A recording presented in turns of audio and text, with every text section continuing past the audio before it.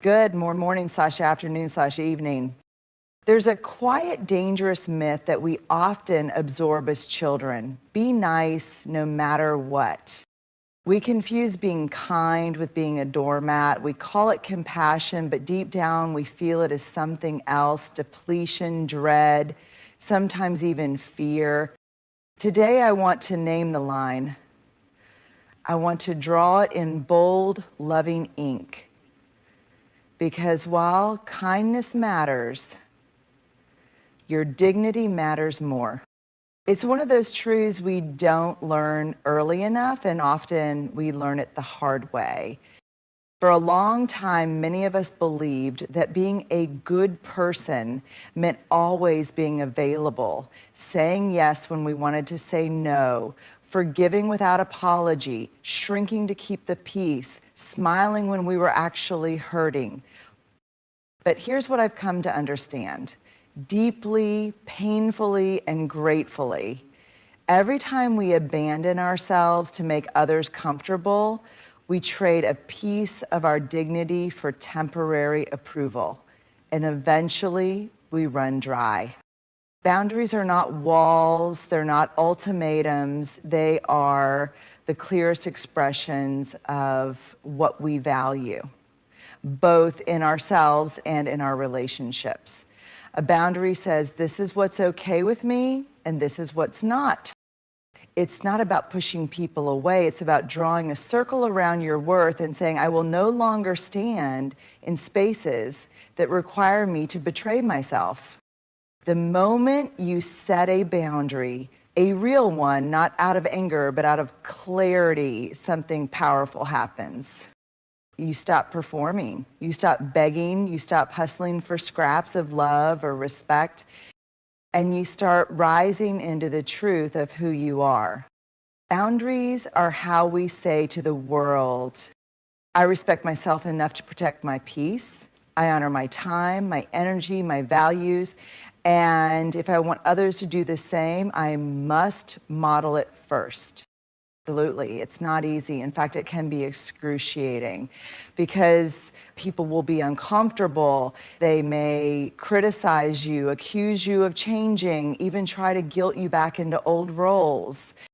But here's the quiet miracle. The more consistently you live with healthy boundaries, the more your life begins to align with truth. The people who can't respect them slowly fade. The people who cherish your wholeness show up and stay. And most importantly, you begin to feel safe in your own skin. Boundaries are not selfish, they are sacred. They are the birthplace of self-respect.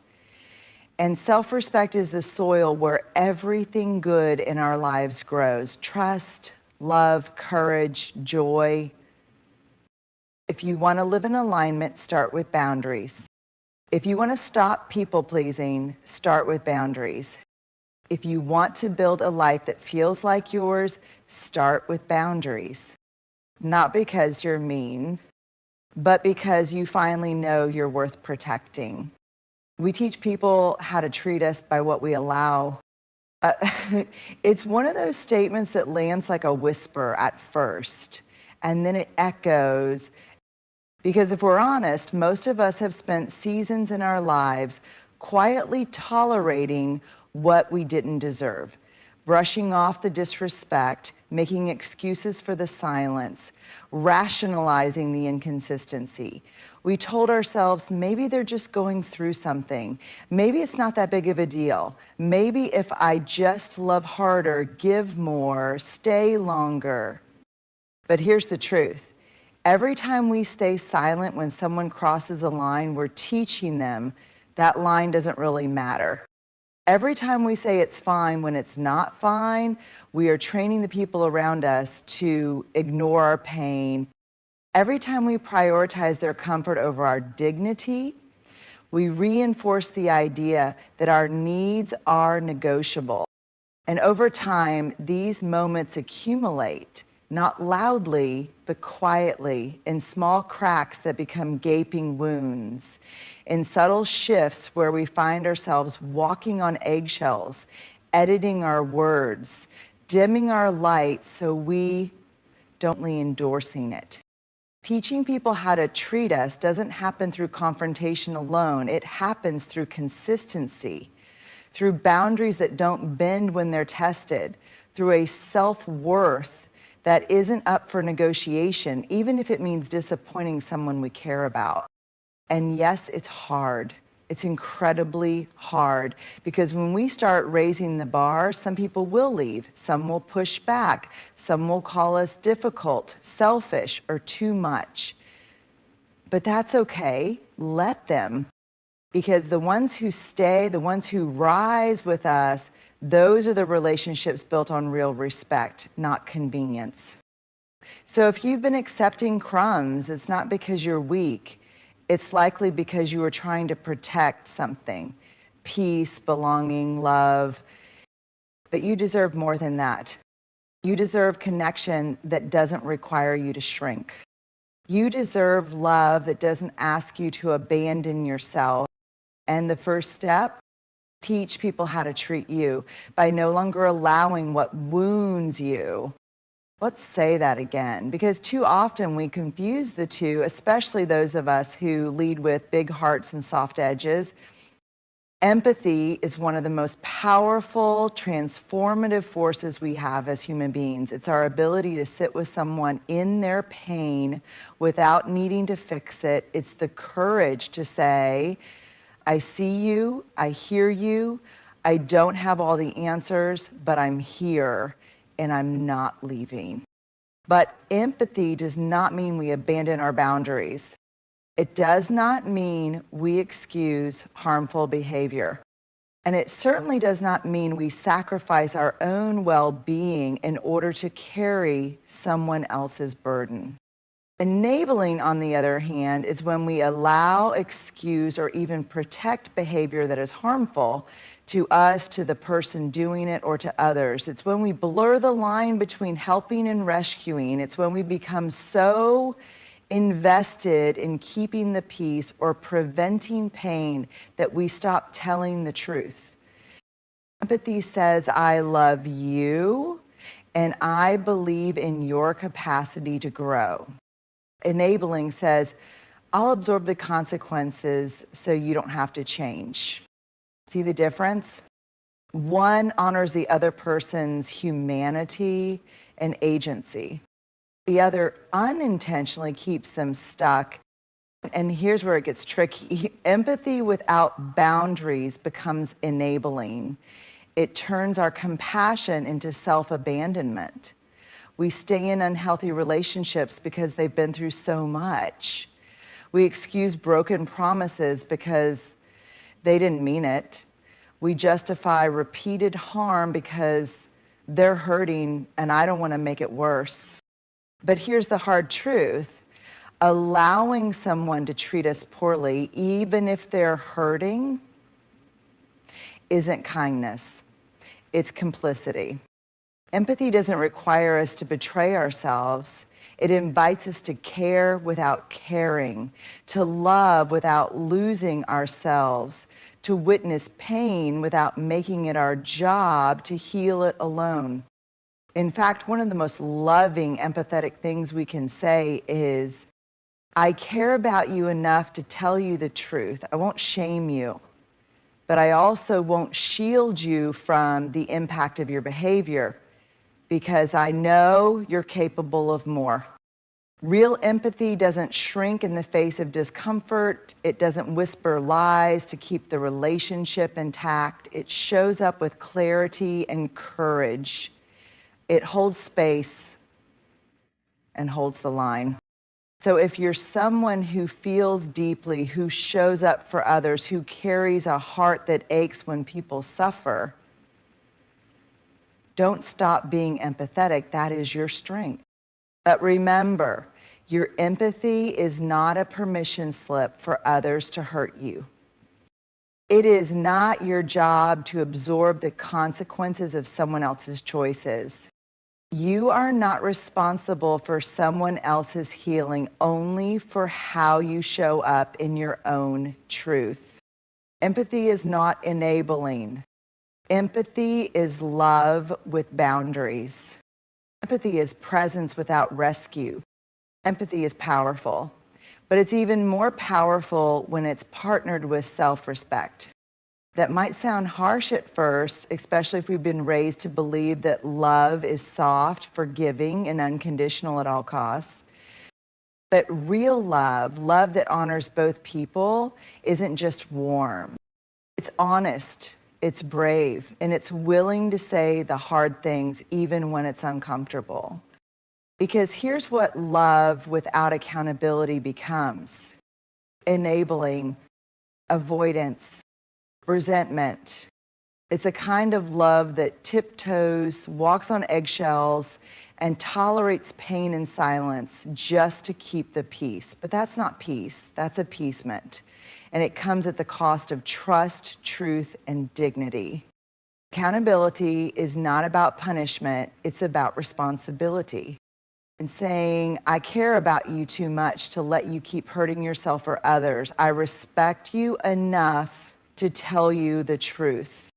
When we hold someone accountable, we're not shaming them, we're inviting them to grow. We're saying, I see who you are, and I also see who you can become. That is an act of love, not control. And when someone holds us accountable, when they say, hey, that thing you said hurt me, or you dropped the ball and it impacted the team, it may sting, but if it comes from a place of care, it's a gift. They're trusting us enough to be honest. They're choosing the relationship over comfort.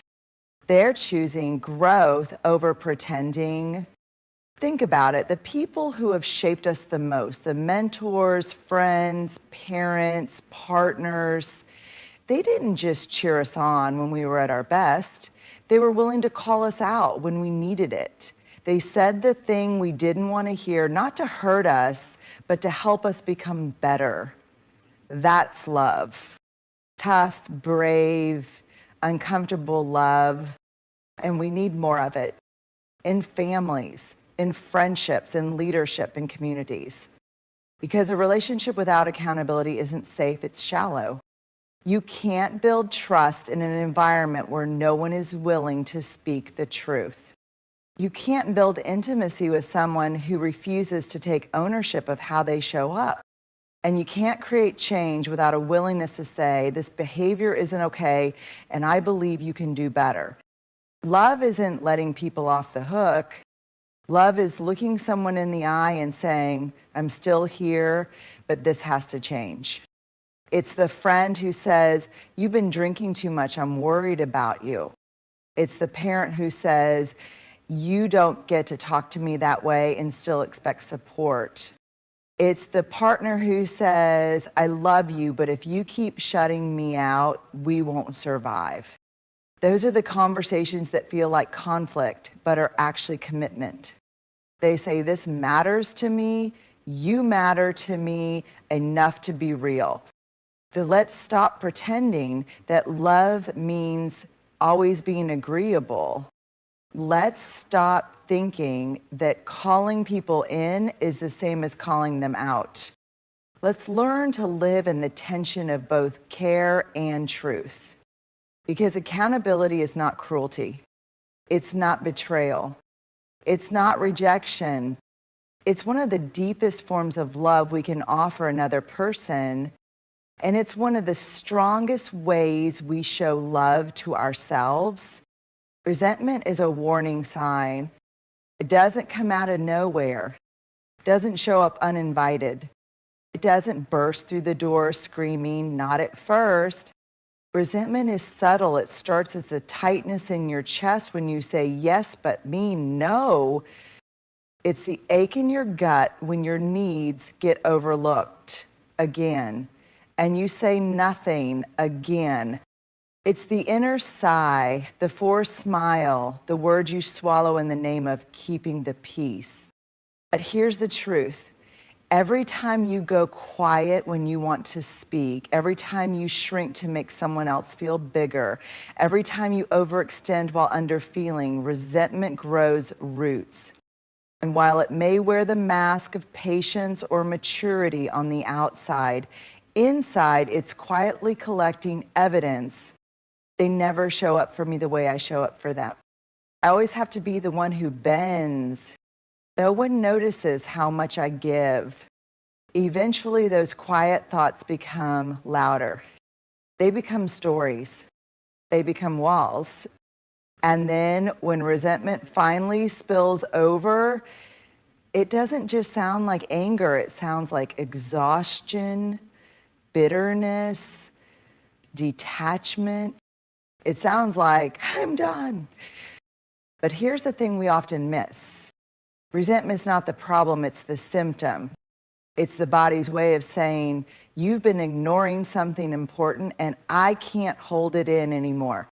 It's not just emotional clutter, it's a signal, a flare in the dark, a sacred message that something is out of alignment, whether it's a lack of boundaries, an unspoken expectation, or a fear of rocking the boat.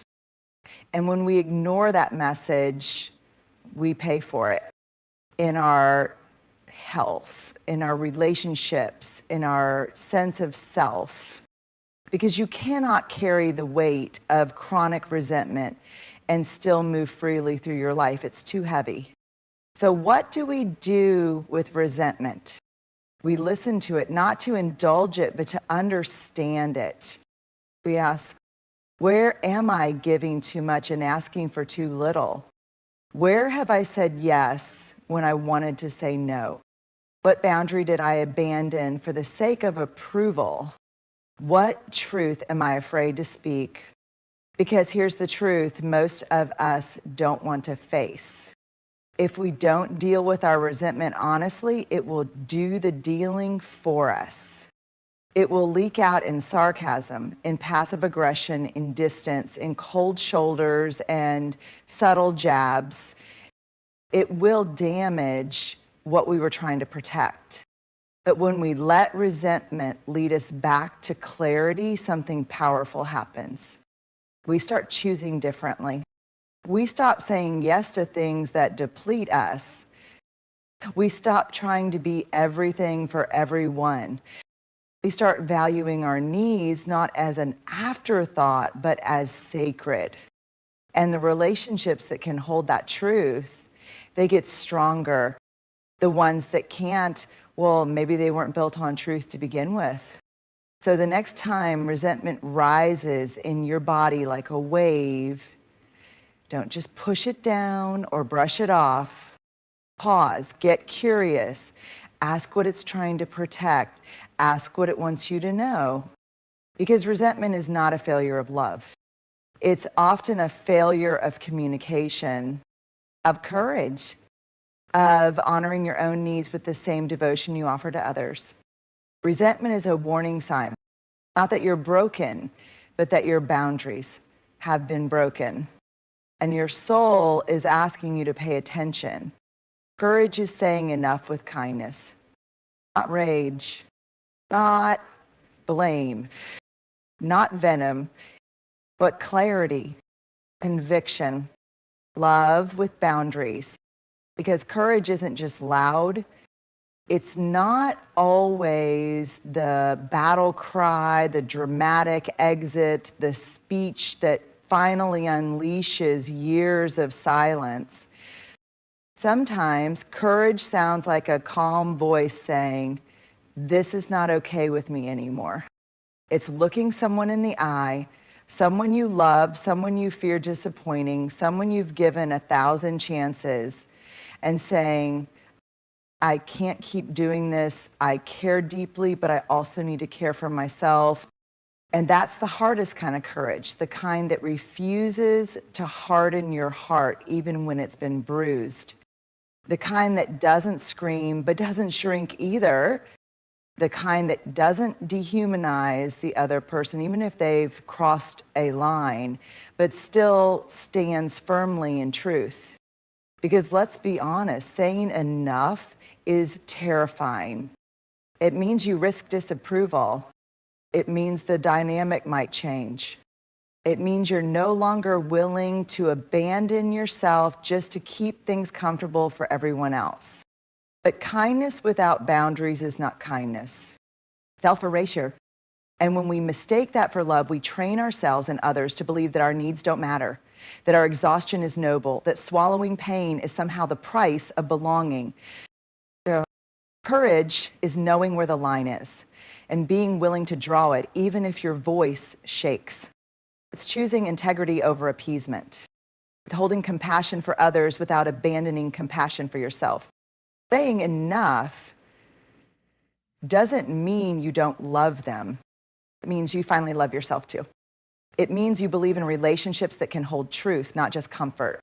And here's the truth. You can be kind and clear. You can be soft and strong. You can say this isn't working for me without making the other person bad or wrong, just not right for where you're going next. Because real kindness doesn't come from people pleasing. It comes from honoring what's honest. It comes from choosing what is healthy, even if it's hard. So when you find yourself at that edge, when your soul is tired, when your boundaries have been bruised, when the same pattern keeps repeating and everything in you is whispering, enough, don't wait for it to become a scream. Don't wait until you're bitter and breaking. Say it now. Say it with love. Say it with a steady heart and a voice that knows it's worthy. Courage is saying enough, not to shame, but to free. Not to wound, but to heal. Not to end love, but to invite in a version of it that no longer requires you to disappear. At some point, we all have to decide what kind of life we're willing to build, not just for others, but for ourselves. Not the life that looks good on the outside, but the one that feels true on the inside. That life requires boundaries. It requires uncomfortable conversations. It requires walking away from behaviors that bruise our spirit, even when it costs us comfort or approval. We've talked about 5 behaviors we should never tolerate, and not because we're harsh, but because we're whole. Because every time we choose silence over self-respect, tolerance over truth, peacekeeping over personal peace, we chip away at something sacred. It is not unkind to hold someone accountable. It is not cold to say enough. It is not selfish to listen to the warning signs of resentment.